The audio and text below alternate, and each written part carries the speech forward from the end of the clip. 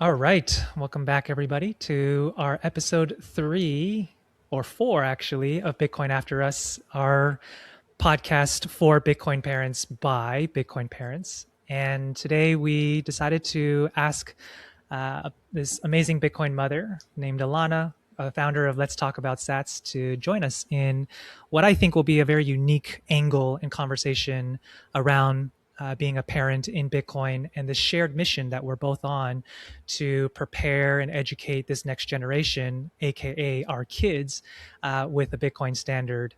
And so, welcome, Alana. Really excited to have you join us today. Thank you. Thank you, Tim. Thank you, Miguel. Both of you for creating this space. First of all, I don't see much of Bitcoin parents openly talking about it and how they are doing the transfer of wealth and all of that. So, thank you both for creating this space. I think it's needed, and I'm happy to be here. Most welcome. All right, let's jump in. So, before anything else, and before we get into what you're creating at Let's Talk About Sats and what it means to be a Bitcoin mother, before anything else, just tell us who you are as a human being and as a Bitcoin mother, whatever comes up for you. Yes, well, as a human being, I love to say, first off, I'm a mother. I have 3 kids, and I really value my family life and I value being there for my children. So, first and foremost, before anything else, that's what I am.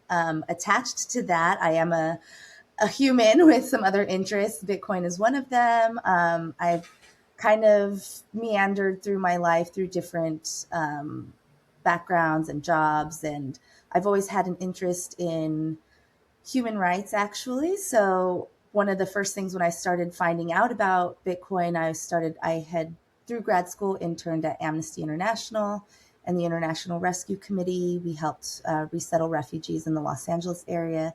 So as I was going down the Bitcoin rabbit hole, I started trying to see what of these organizations were involved with Bitcoin. And much to my chagrin, none of them are doing anything except the Human Rights Foundation. I found them, and so I sort of really latch on to them and what they're doing. I follow their newsletter. I follow adoption globally because for me, Bitcoin is not just something for Western Americans. It's not a financial instrument. Bitcoin is for everyone. And I really do feel out over a long enough time horizon, Bitcoin can create a global middle class. And I'm excited that that will hopefully play out over my children's lifetimes.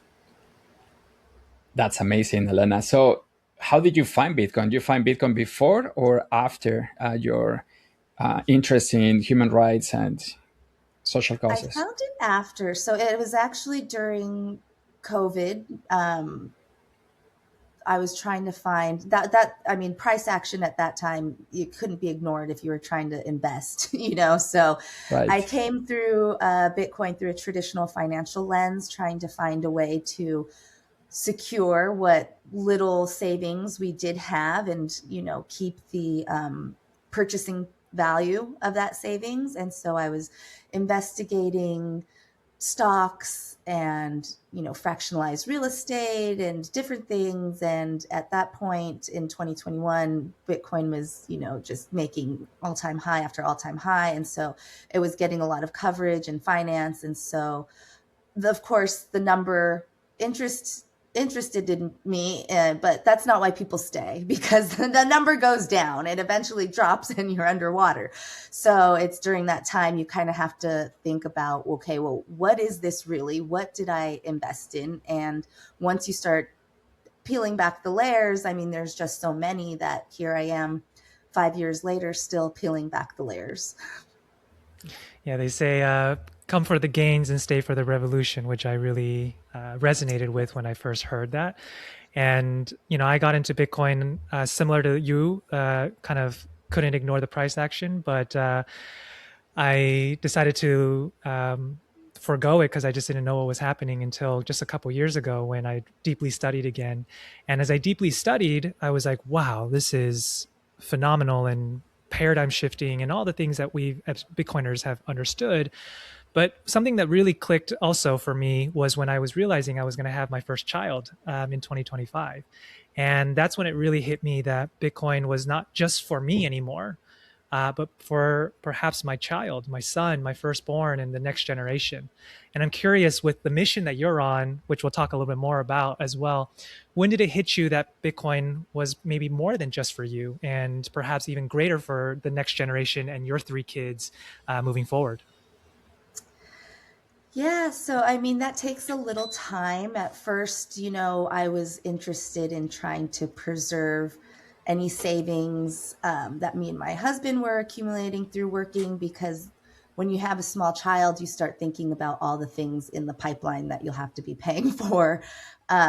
Just in addition to, food and home, but you want to provide extras for them. And I hope, just like, any parent, I want to give them access to be able to have their first car and to go to college if they decide, and all of these, and pay for a wedding, or any of the sort of, I guess, Western ideals of what I've got with that come with parenting. And so I think I learned pretty quickly on. It was maybe a couple years. I'd say I'd set up my kid's first wallet 2 years after I started going down the journey. Then I realized I shouldn't just be saving um, and stacking sats. My kids need to be saving and stacking sats. And so they would get my eldest son. I remember he got some birthday money from his grandma, and I think I made him save $50 in Bitcoin, and it was, not the greatest idea to him because he wanted Robux. But Yeah. we did a little experiment, and I told him, okay, at your next birthday, let's see what the value is, and then we'll look at it again. So we're actually coming up now on the second birthday of saving, and each birthday it's been up. So that's odd. It's not usually that way, but for him it is. So that's great. So yeah, I think I just realized that once you realize what Bitcoin is, how it can hold your purchasing power, you just realize it's for everybody now. Everybody needs it. I agree. And another thing that I've been thinking about is that Bitcoin has changed parenthood in a significant way, because I remember my parents, they will demonstrate their love with gifting and things, which I love it because it's like, oh, every time we have a new toy.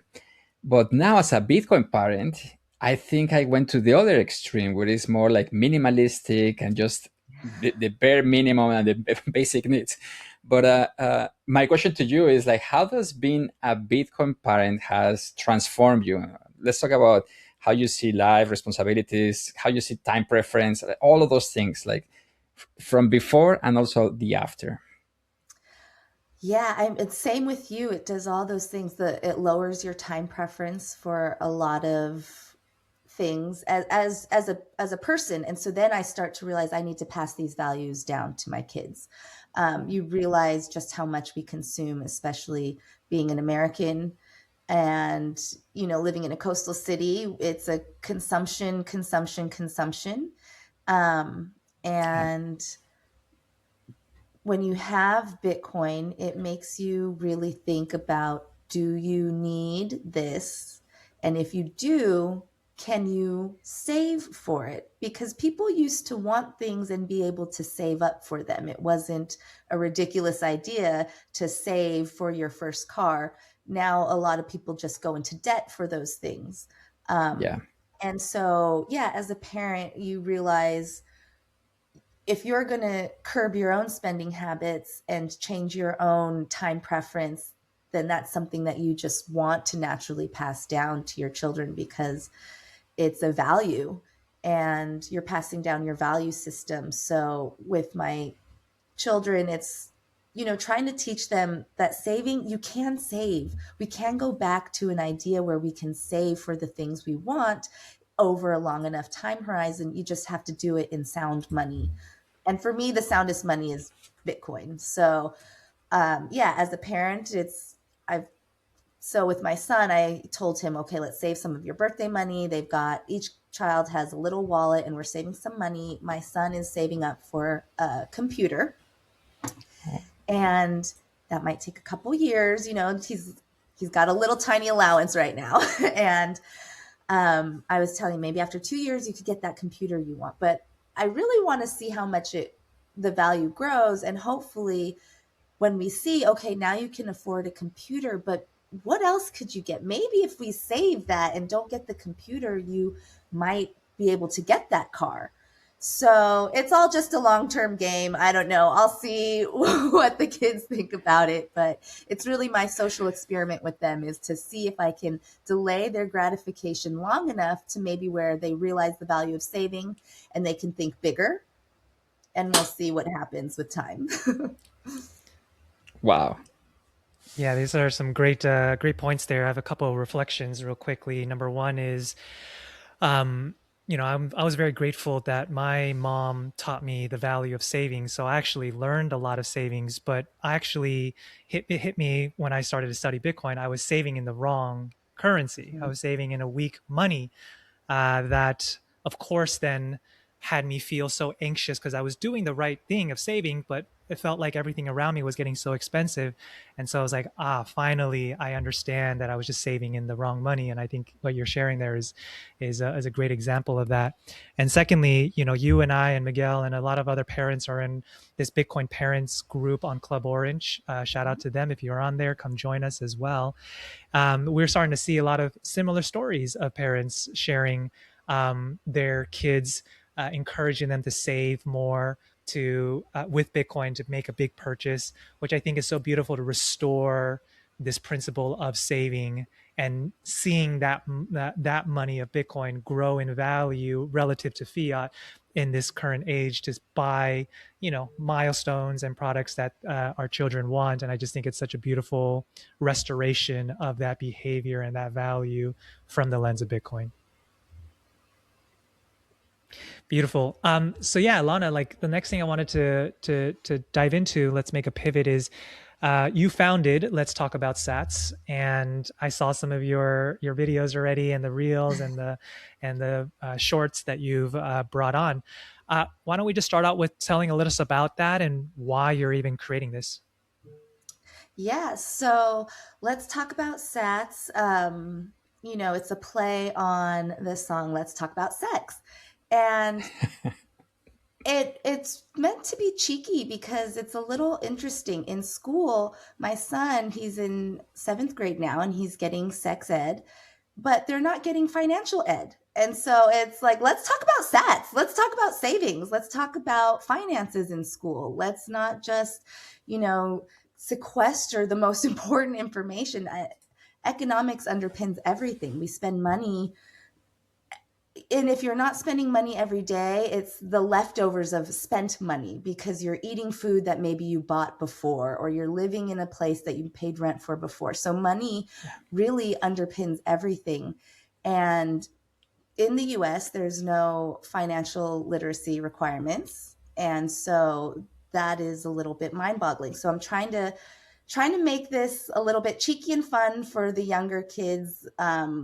Really, my demo, when I picture it, it's about my son's age. I'm trying to talk to him and his 13-year-old friends who are getting ready to maybe in a couple years go out and get their first jobs.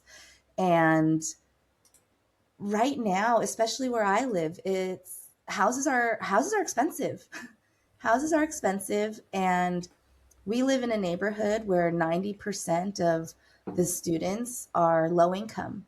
And when I think about the prospects of my son and his friends getting out and getting a job and trying to buy a house, it doesn't add up and it doesn't make sense. And so I feel like as a parent, I have a duty to help these young kids, and not just my kid. I don't want just my son to thrive. What kind of society is that with haves and have nots?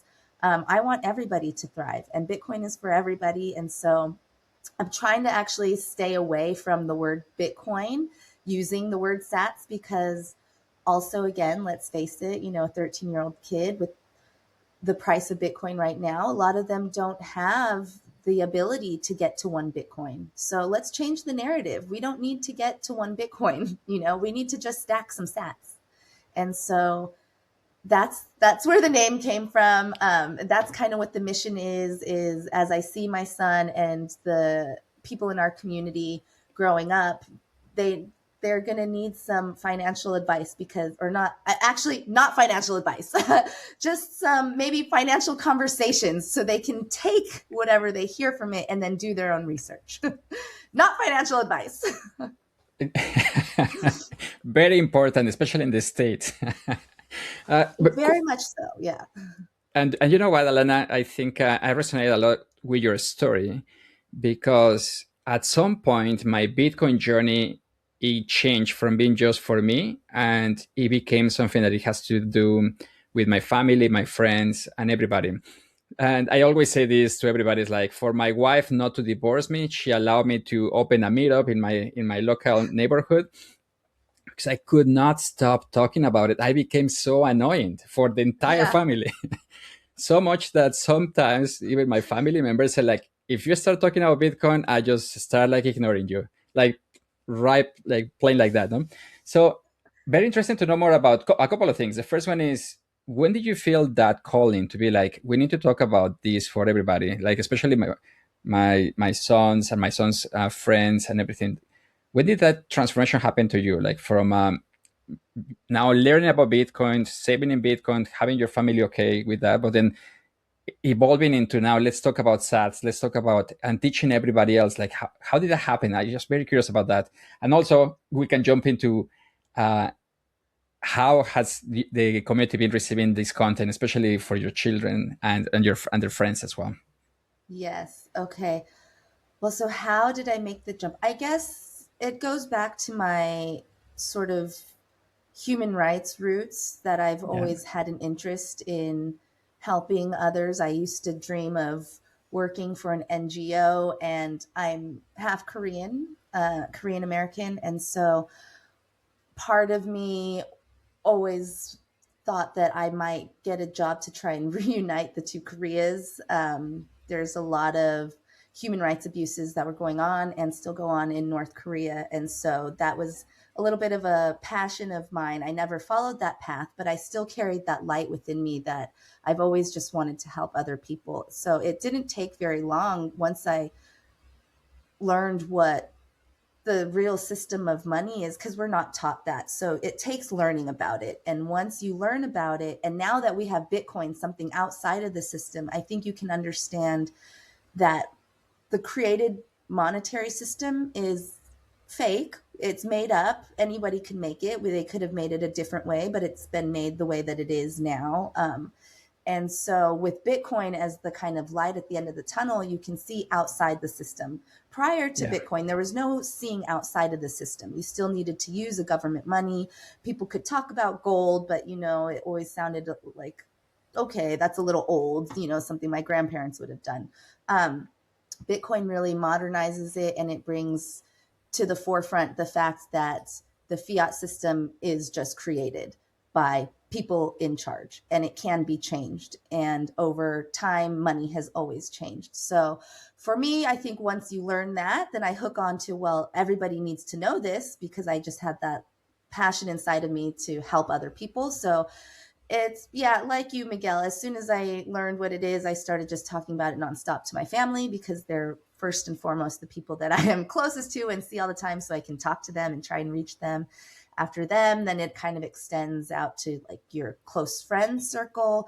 And then from there, it's just grown into let's talk about sats. So it's a couple years journey. I think maybe the last year, though, really, I knew I need to stop working on my regular job and focus on this, which is a journey. I don't even know what this is.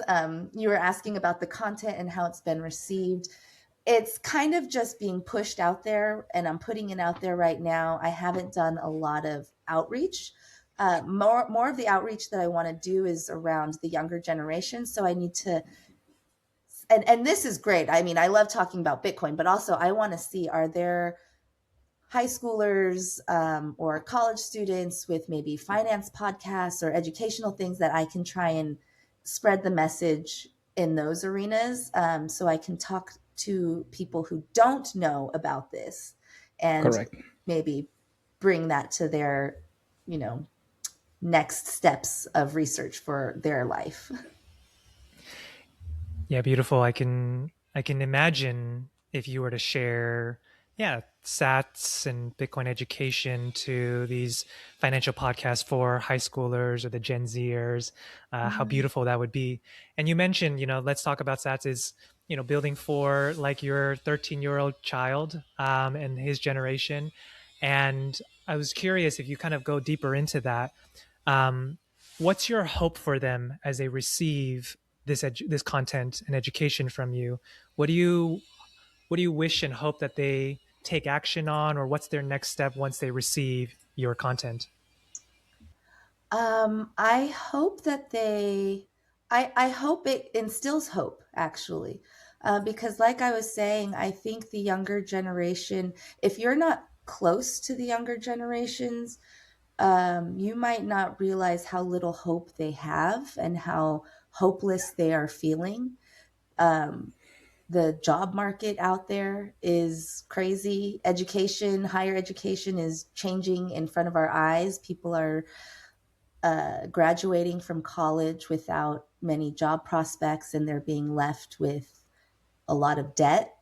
And so, really, I just want to instill hope. I just want to present an option that is outside of the system that is no longer working, and let them know, let the younger generation know that there is hope to build and save for a better future. That's not lost. It was maybe lost a little bit, but luckily in 2008, we were gifted the brilliant gift of Bitcoin and the Bitcoin network, and so anybody can tap into it, and anybody can leverage the sound money savings vehicle that's available to all. And so, yeah, I the biggest thing I just want to get across is that Bitcoin is hope for a better future. It just needs time. You need a longer time preference. And if you can forego all those fast consumption things that you don't really need but just buy because it's easy and cheap, if you can forego that lifestyle, then you really can build something from yourself. You don't need to inherit wealth. You don't need to have been handed down, keys to a castle. You can create that on your own, and that's thanks to Bitcoin. I love that. Bitcoin is hope for the future. That's beautiful. And I think that's also connected to your tagline, which is a step into the shift. So Yes. tell us more about that. How does that came to, and also what is that shift, and how does from a young person, how does that look like? Yeah, so step into the shift. I feel like a lot of people can understand the world is shifting, and it's shifting faster just with the exponential rate of technology growing. We've seen AI come in and disrupt a lot of things, and this is, the very tip of the iceberg. So as the world shifts, I hope that the younger generation, and they're technologically savvy, I think they will understand that the world is shifting. It's quicksand beneath their feet, and there is a way out of it if you step into this new paradigm. And so it's not something that you just jump into and suddenly you're a Bitcoiner. It takes time and it takes research, and because I put in so much time and research, my kids will grow up on a Bitcoin standard. They will get their Yeah. first job. Hopefully, they will be working somehow in the Bitcoin community and being paid in Bitcoin. And if they're not, if they're being paid in a fiat currency, they will have learned from me. We're, transferring that right away to Bitcoin, and you're going to make sure that you don't spend more than you can save. We're not going to get into that fiat cycle of credit cards and debt. And so, yeah, I think that stepping into the shift is just, you take a step in the right direction, and suddenly you just keep walking, and you'll find that you are in the shift and you become the shift. And the shift is leaving the old legacy finance behind, you know? Yeah, Yeah, lovely, lovely to understand that a little bit more. And it reminds me of our tagline in Generation Bitcoin. We actually say like passing hope forward is our Mhm. tagline. So it's a very similar essence and energy of stepping into that shift and what that could mean for that next generation. You talked a little bit about, the money lessons that can be taught and received by these children from teaching around Bitcoin, because it is sound money and we're passing down sound money principles.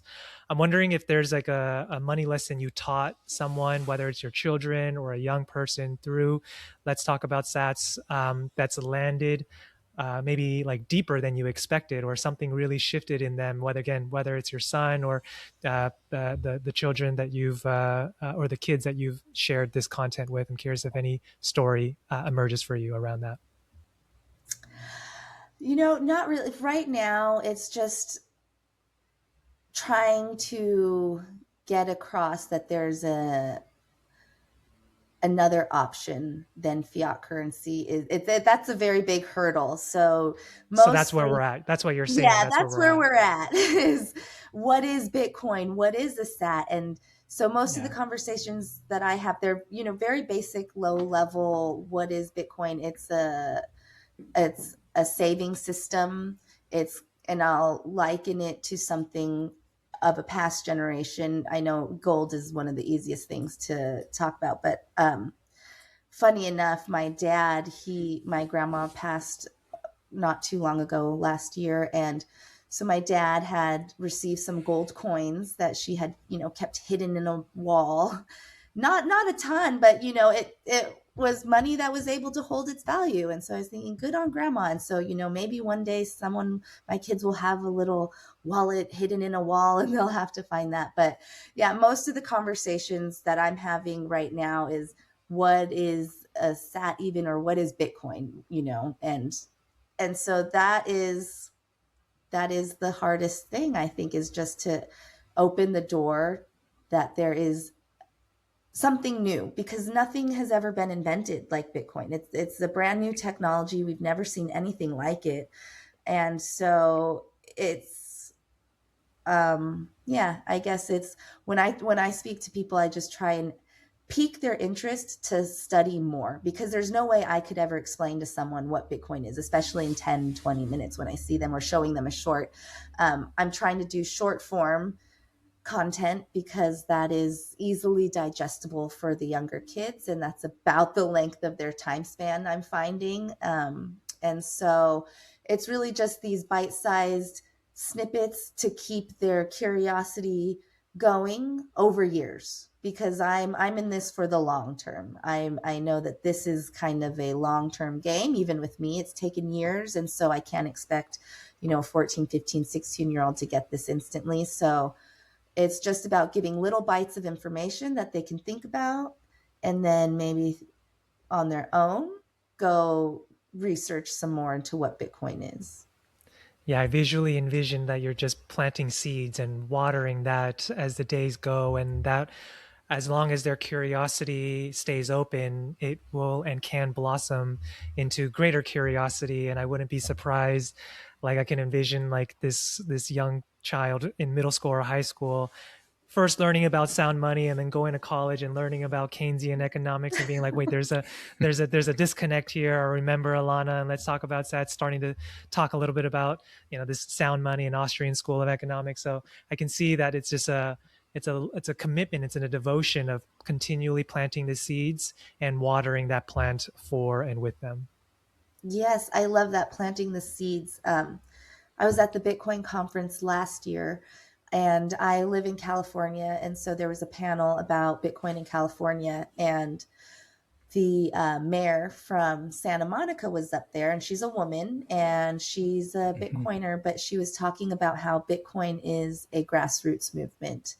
And it really is. It doesn't, and Amnesty International, same thing. When I was interning, I interned there for a year, and Amnesty International is a grassroots organization. And so, but I would take it one step further. Bitcoin is the ultimate grassroots organization. It has no marketing team, it has no CEO, it has no one out there speaking about it on its behalf other than the individuals that are just seated all around the world. And so Bitcoin is a grassroots movement. I love that you kind of imagined it that way, that yes, I'm planting the seeds and trying to spread those seeds and have them grow over time, because this is the long game. 100%. And that reminds me, when I was also doing some courses for business owners about what is Bitcoin, my first comment that I always say is like, if anything, I just want you to take out from today that Bitcoin is not what you think it is. Mhm. Because a lot of people already have some ideas, preconceived ideas, especially because of the media and things like that. But what you are doing is exactly like that, planting a seed and challenging that worldview of like, hey, maybe it's not what I thought it was.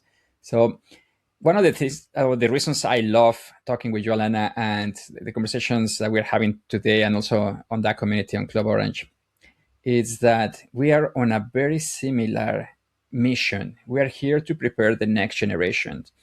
And the question that I have for you is, how does that preparation actually look for, like, how does that preparation looks for you in terms of how we're preparing the next generation? Because I'm doing that as a father, I'm doing that as a community member where I'm living, but and also through through this community um, worldwide. But what about you, Alana? What does that look like for you?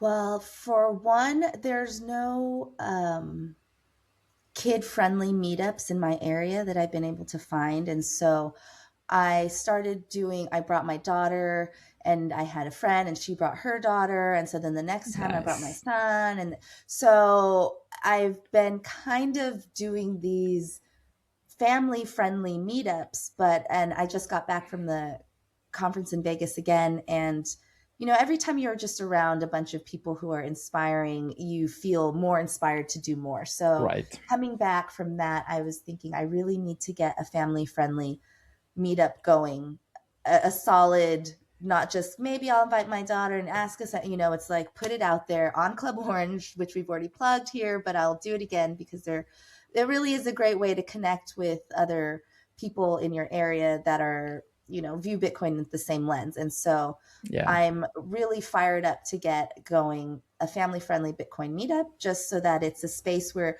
kids are just around it and hearing the word and knowing it. And as they grow up, it won't be as stigmatized because they'll just have grown up with other families that are doing this same thing and into this same thing and understand it for the same reasons. So, uh, yeah, I'm really interested in getting this family friendly thing going, and also then just fired up also to make more content for these kids that hopefully speaks to them. We'll see. I'm I love smiling ear to that. ear. I'm smiling ear to ear when I hear like even Bitcoin family meetups for the purpose of, I can imagine, educating the parents continuously, but also having interactions, engagements, and activities to transact in Bitcoin. I can envision like these kids having tables where they're selling lemonade or whatever they're selling, and then the parents are walking around and transacting in Bitcoin, and then their parents can talk to them about like, what does it mean when you receive that?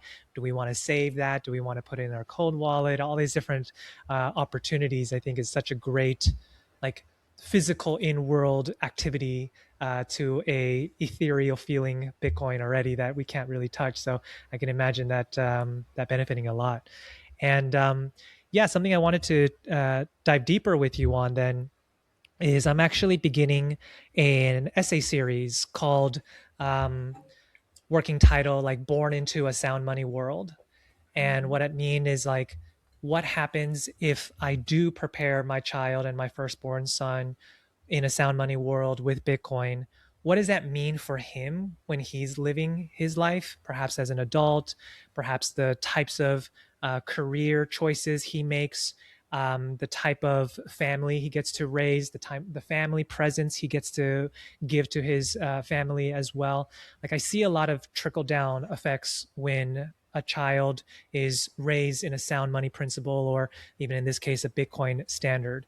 One example I think a lot about personal to me is I would love to encourage my son to be an entrepreneur and create his own thing.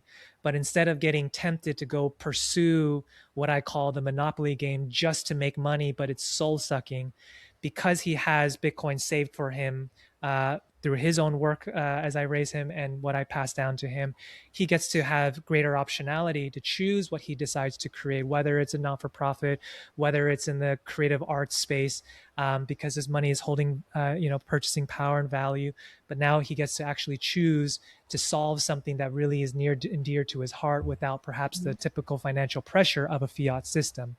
I'm curious, have you thought about, if you, as you think about your own children, your 13-year-old, as he becomes an adult, and the amount of education that you would like to pass down to him around sound money and Bitcoin, what does that world look like for him? Like, what are choices that he gets to make as a trickle down effect with sound money like Bitcoin? Yeah, that's a good question. And so my oldest is 13, so he's coming up a little bit closer to be of working age. And um, yeah, that's a very good question. What will that look like? So I previously have been a staunch, you need to go to college parent. And just probably from passed down paradigms. Also, I went to college. It was just what had to do. After college, I went backpacking, and definitely on a shoestring budget, very, bare bones with the girlfriend. And really, that really opened my eyes. That's when I really felt impassioned to globally help. And I got interested in Amnesty International. Came home, I went and got my master's degree, because I thought I was going to do something in that and sort of work in the field. But all this to say that today's world, I don't know if college will be as necessary as I once believed that it would be. And the way that the world looks, it seems as though you can just find your fit.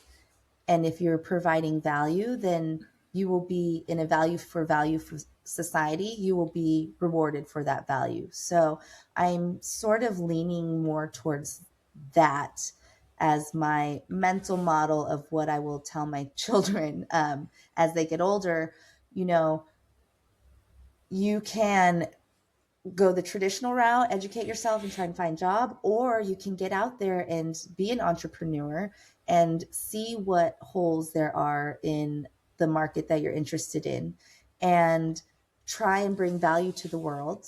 And if you do that on a sound money standard, and if you use Bitcoin as your treasury for your company, and if your company's on a Bitcoin standard, then you will see quickly if you're bringing value to the world or not. And if you are not, then maybe pivot and try and find something else to do.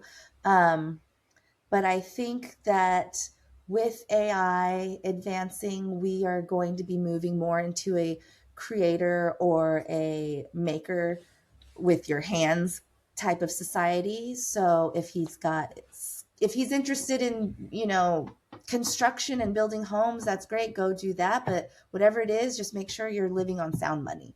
That's my base. The bottom now, it used to maybe be go to college. Now it's just start your career, your working life on Bitcoin, and you'll be hopefully fine, as long as you're providing value to the world. There's two things I just really want to click on that, and Miguel, feel free to ask the next question. Is when I think about being on a sound money, we know that the fiat system has a Cantillon effect. So with money being so easily printable, obviously there could be manipulation of fairness or unfairness happening. And so I think with a Bitcoin standard in the future, we come into a fair level playing field for all. And it does mean that value can't be distorted anymore or less distorted, because what you offer, if it's really a value, then you'll be paid in sound money that can't be manipulated or debased. And then secondly, I think a lot about this myself, being an entrepreneur myself, is having say sound money as perhaps our own entrepreneurial treasury. I can imagine the nervous system regulation it may bring for our children when they're going off and creating their own thing.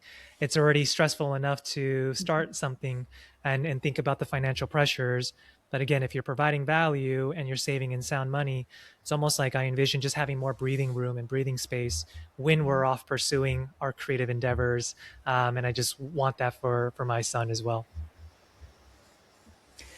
100%, I agree too, because the one of my favorite questions to ask is, if money was not a problem, what would I be doing right now?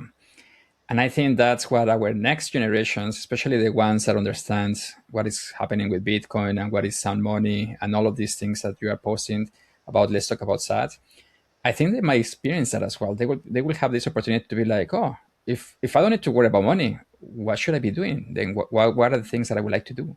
And that just opens the world to a renaissance period of beauty and amazingness, because everybody's going to be focused on doing things that they would like to do, more into, okay, maybe I should be helping others, maybe I should go, on a trip around the world to see what how can I provide value, and so on.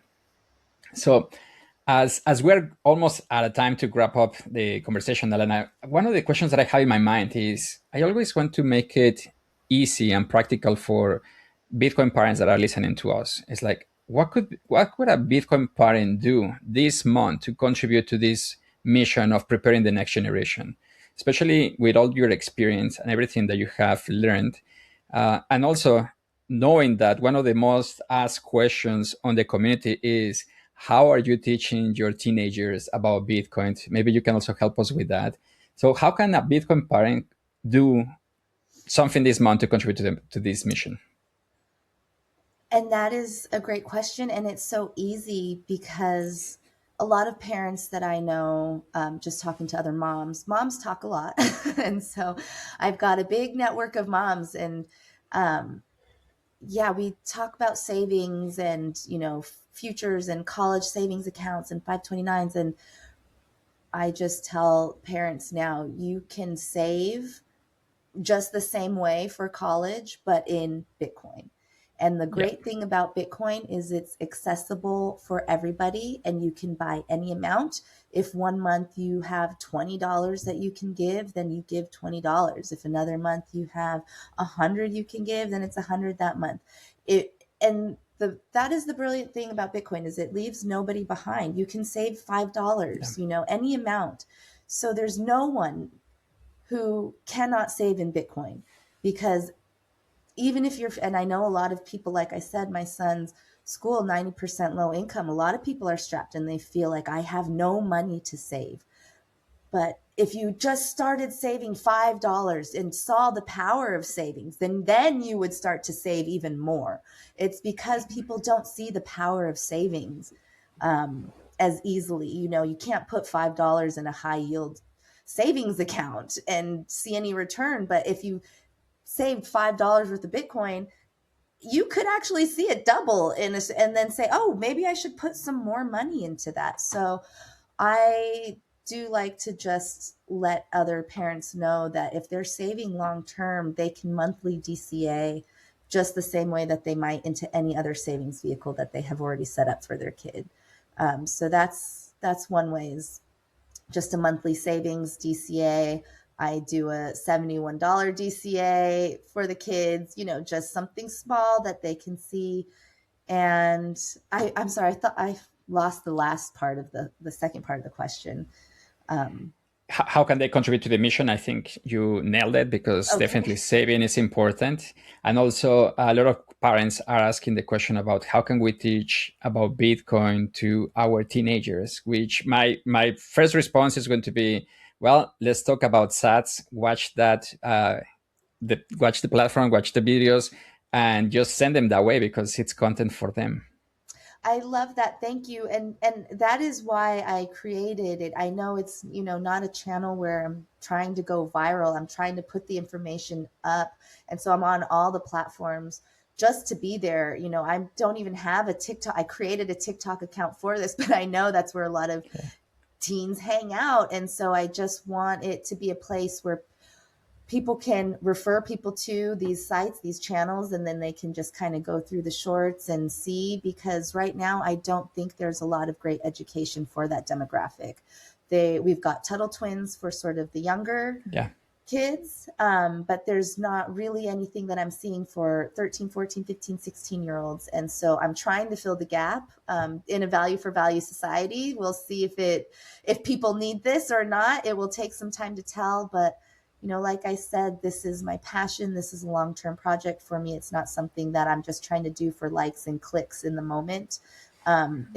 It's real information that I am trying to spread, and that's a slow burn process. So I appreciate you saying you will shout out Let's Talk About Sats. And if there's anything else like that out there, I would love to know and collaborate. The more people we have in our circles and, helping us, it only uplifts everybody. So yeah, if there's anybody out there who's listening, if this is your mission, trying to reach these younger kids and you have a platform, let's get together, and let's make some moves. Amazing. Yes, yes. Thank you for. I was going to ask you, like, if you had a message or an ask for the people listening. So not only um, watching the channel and taking a look at it, perhaps referring to other parents who are just getting into Bitcoin and want to share with their children, but also to collaborate and perhaps have a conversation with you like we are today to, yeah, spread this beautiful mission that obviously I resonate with, that I'm on, and I very much resonate with your feeling like, yeah, value for value society. Let's see if if this can be a value. But so far, the signal is sharing that when the Bitcoin parents that we've shared this with are seeing this mission that you are on and we are on, the common response is like, wow, this is so important. And like you said in the beginning, it is a slow burn. It is a very long time preference kind of mission, and I can't help but compare that to parenthood as well. It's just a Yeah. long, low time preference kind of mission for our perhaps our entire life.